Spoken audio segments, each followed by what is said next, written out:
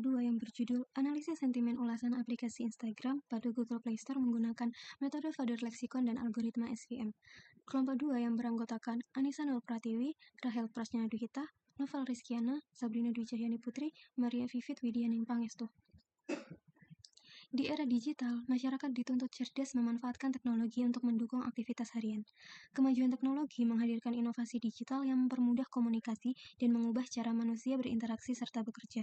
Contohnya, Instagram, platform media sosial dengan lebih dari 2 miliar pengguna aktif bulanan, berfungsi sebagai alat berbagi foto, ekspresi diri, interaksi sosial, dan pemasaran digital. Keberhasilan platform seperti Instagram tak hanya bergantung pada jumlah pengguna, tetapi juga kepuasan mereka terhadap layanan.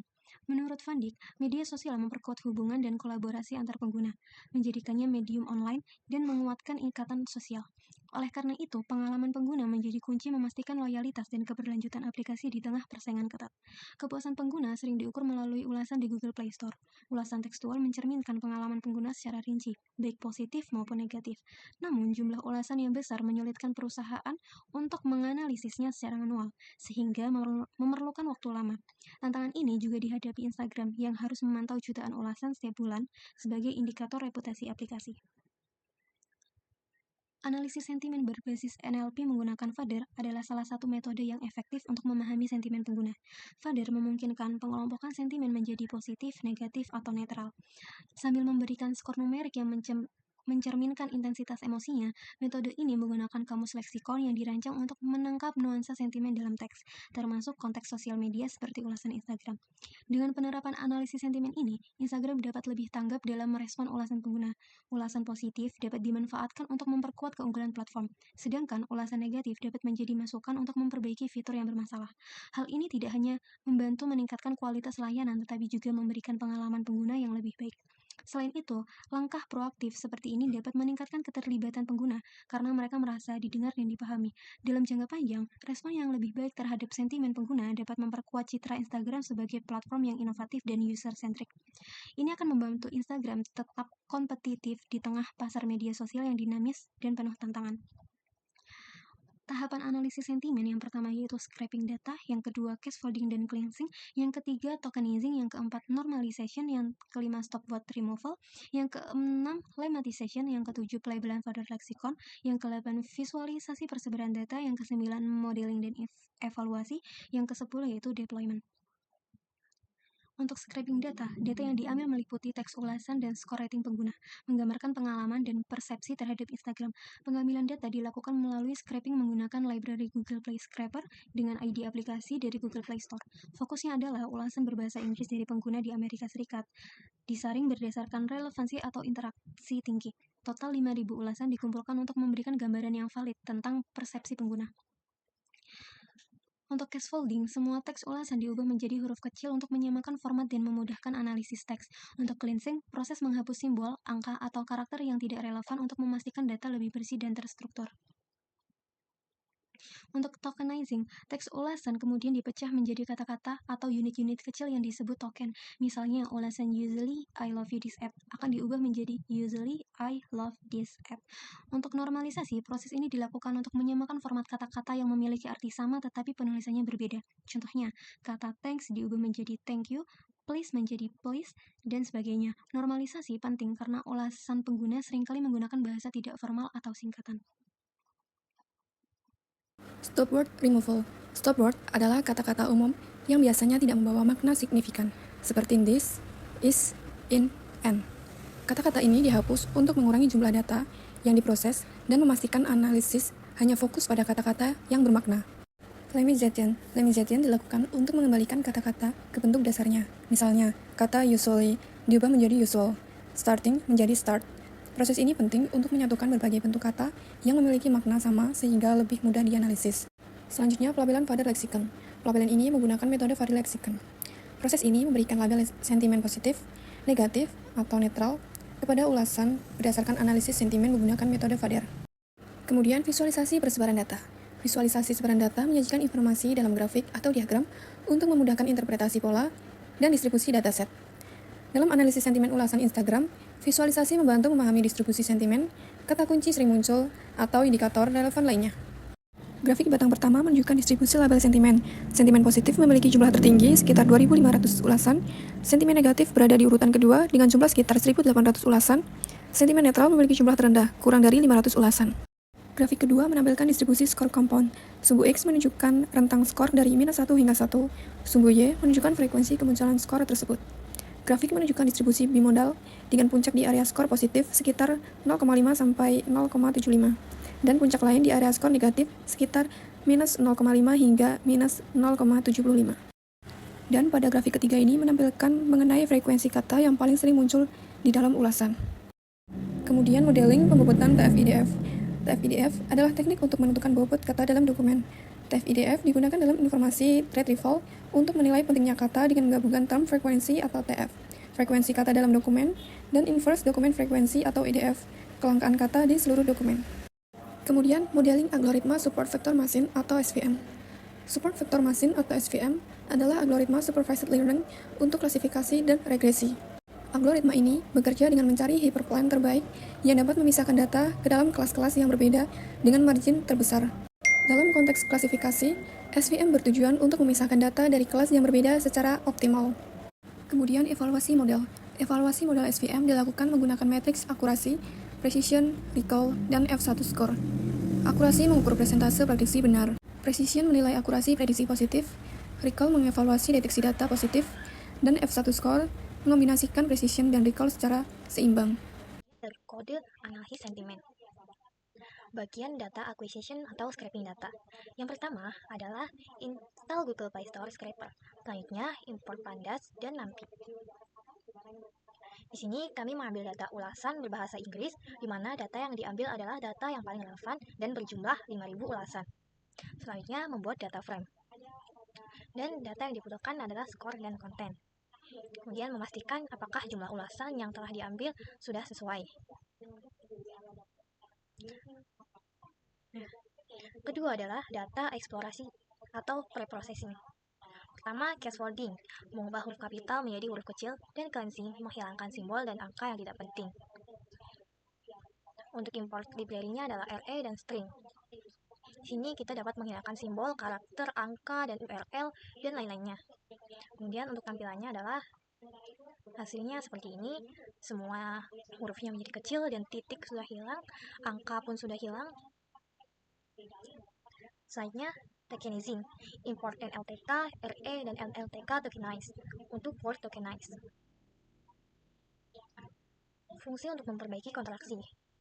Daftar kontraksi yang umum, terapkan regex untuk setiap kontraksi dalam dictionary, tekan tokenisasi yang lebih hati-hati tanpa pemisahan kontraksi yang tidak diinginkan, perbaiki kontraksi terlebih dahulu, tokenisasi menggunakan regex yang lebih sempurna. Sederhana. Terapkan fungsi pada data yang sudah dibersihkan, kemudian menampilkan 10 data teratas setelah tokenisasi. Di sini kita bisa melihat untuk setelah hasil di tokenizing.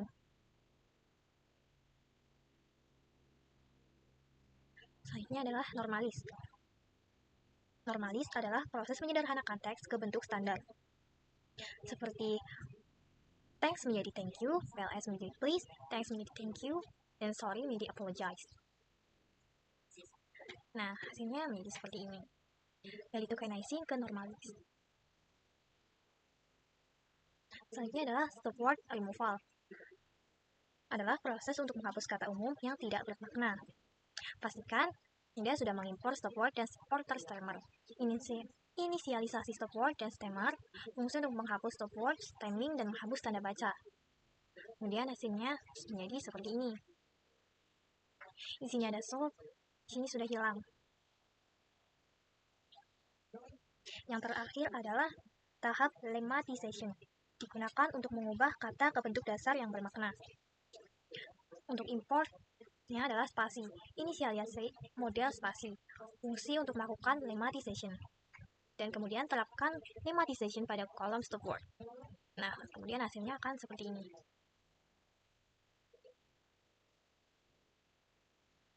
Nah, tahap terakhir adalah menyatukan ulasan per kata menjadi satu kalimat. Hasilnya seperti ini. Di lemmatization itu masih satu-satu, di datafix sudah menjadi satu kalimat. Terakhir adalah menampilkan skor dan data fix. Hasilnya menjadi seperti ini. Ya, selanjutnya kita masuk ke dalam tahap pelabelan atau labeling menggunakan kamus Father Lexicon. Di sini nantinya akan didapatkan hasil compound score-nya untuk menentukan sentimen positif, negatif, atau netral. Pertama kita masukkan library-nya dulu pada sentimen, kemudian masukkan data yang mau kita labeling, kemudian didapatkan compound score-nya. Selanjutnya nilai compound score ini akan menentukan positif, negatif, atau netral. Jika nilai compound score lebih dari 0,05, maka dikatakan positif. Jika kurang dari minus 0,05, dikatakan negatif. Dan jika di antara minus 0,5 dan 0,05, dikatakan netral. Dan didapatkan hasil seperti ini, hasil sentimen positif negatif. Kemudian kita simpan di sentimen label Instagram. Kemudian bagian visualisasi sebaran data. Di visualisasi sebaran data ini, yang pertama kita menggunakan data yang sudah tadi kita labeling untuk melihat sebaran datanya, dan didapatkan hasilnya seperti ini. Nilai positifnya di atas 2.500, nilai negatifnya di atas 1.500, dan netralnya di bawah 500. Karena di sini nilai netral ini hanya sebagian kecil, dan untuk memudahkan klasifikasi, kita menghapus nilai netralnya. Di sini menghapus kelas netral pada sentimen netral. Dan kita simpan ke file sentimen label instagram2.csv.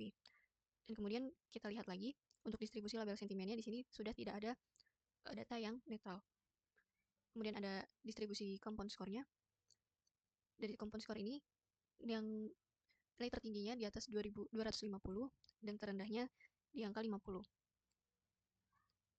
Kemudian frekuensi kata terbanyak didapatkan pada kata-kata app, yaitu jumlahnya mencapai 3.500, kemudian Instagram di atas 2.000, dan seterusnya. Kemudian di bagian word cloud. Word cloud ini gunanya untuk melihat kata apa saja yang sering muncul, dan didapatkan hasil seperti ini untuk word cloud-nya. Kemudian masuk ke bagian pembobotan dan modeling. Di sini kita menggunakan SVM dengan kernel linear.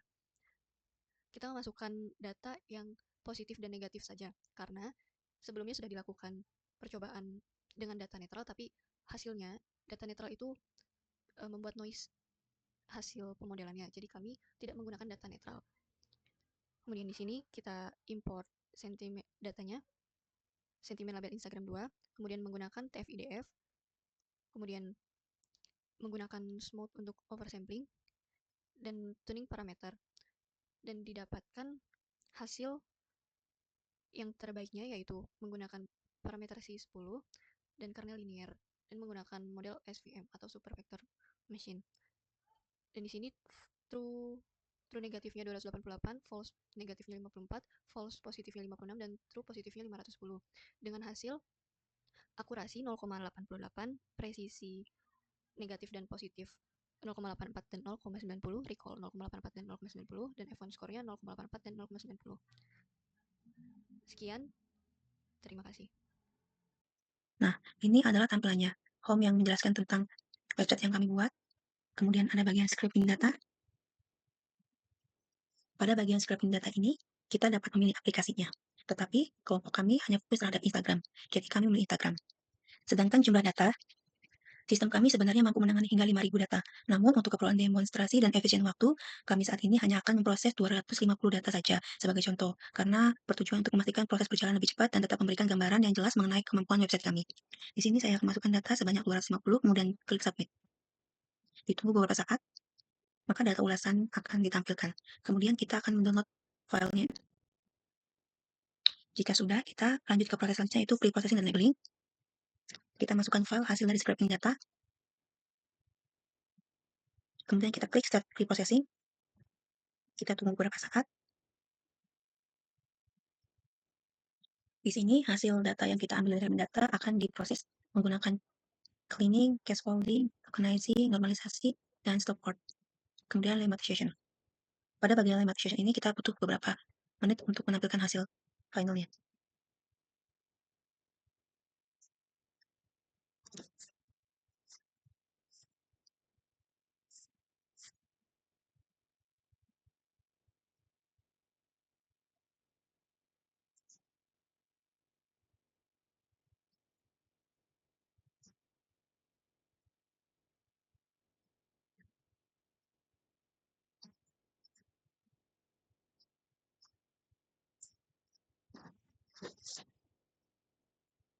Masih ditunggu ya, karena pada bagian ini lumayan agak lama juga.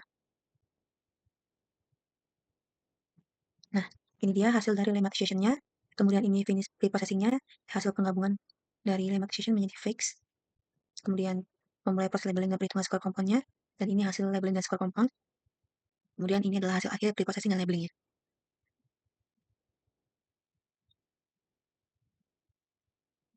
Kemudian kita pilih download preprocess data. Kemudian kita lanjut ke langkah berikutnya, yaitu visualisasi sentimen.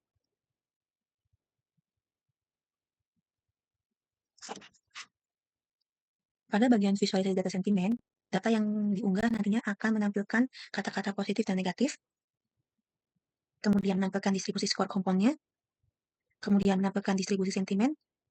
Dapat dilihat, di sini kami menyediakan diagram lingkaran dan diagram batang. Dari 250 data yang kita ambil dari scraping data, dapat dilihat nilai positifnya sebesar 60,3% dan negatifnya 39,7%. Selanjutnya yaitu menampilkan visualisasi word cloud-nya, yaitu word cloud sentimen positif dan word cloud sentimen negatif. Selanjutnya kita akan lanjut ke bagian modeling SVM-nya. Masukkan datanya.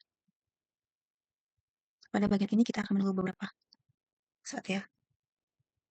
Menit. Nah, pada bagian modeling dengan SVM ini, nantinya akan menampilkan classification report dengan parameter terbaiknya, di mana ini akan menampilkan ratio, F1 score, dan support untuk mengevaluasi performa model per kelas serta akurasi, kemudian rata-rata sederhananya, dan juga rata-rata berbobot. Dapat dilihat.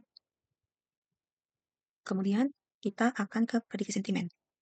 Di sini kita bisa memasukkan ulasan untuk prediksi apakah ulasan yang kita masukkan termasuk negatif, positif, atau positif. Karena di sini pakai father, jadi di sini kita memasukkan ulasannya menggunakan bahasa Inggris.